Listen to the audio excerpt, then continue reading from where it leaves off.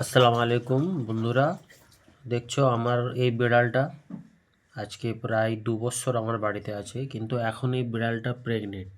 2-3 দিন থেকে এ একদম যেন চুপচাপ হয়ে গেছে, কোনো খাবার দিলে খেতে চায় না, আর যেন চুপচাপ বসে থাকে, সুস্থি হয়ে থাকে। আমি বুঝতে পারছি না, কারণ আমার লাইফের তো প্রথমেই বিড়ালটাকে ভালোবাসা এবং করা। কিন্তু আপনারা যদি কেউ কোনো সলিউশন জানেন তো প্লিজ আমাকে একটু কমেন্ট করে বলবেন যে ট্রিটমেন্ট কীভাবে করতে হবে।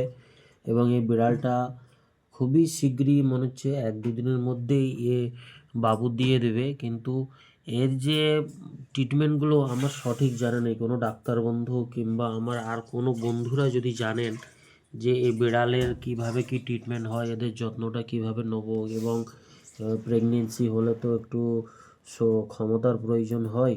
এই বিড়ালটা সুস্থি হয়ে গেছে, আমার মনটা খুব খারাপ এই বিড়ালটাকে দেখে। আপনারা যদি কেউ কিছু কমেন্ট জানেন তো প্লিজ আমাকে কমেন্ট করে বলবেন। আমি অবশ্যই তাদের কথা নিয়ে বিড়ালটার যত্ন করব। একে আমি খুব ভালোবাসি, এর কালারটা কত সুন্দর, এর দেখতে কত সুন্দর, এত জড়াতো আমাকে। কিন্তু আজ 2-3 দিন থেকে কিছু খাচ্ছে না, ঠিকমতো বসছে না, ঠিকমতো ঘোরাফেরাও করে না। আমি একে ডাকলে কোনো রেসপন্সও দিচ্ছে না। আপনারা যদি কেউ কিছু জানেন তো প্লিজ আমাকে একটু কমেন্ট করে বলবেন।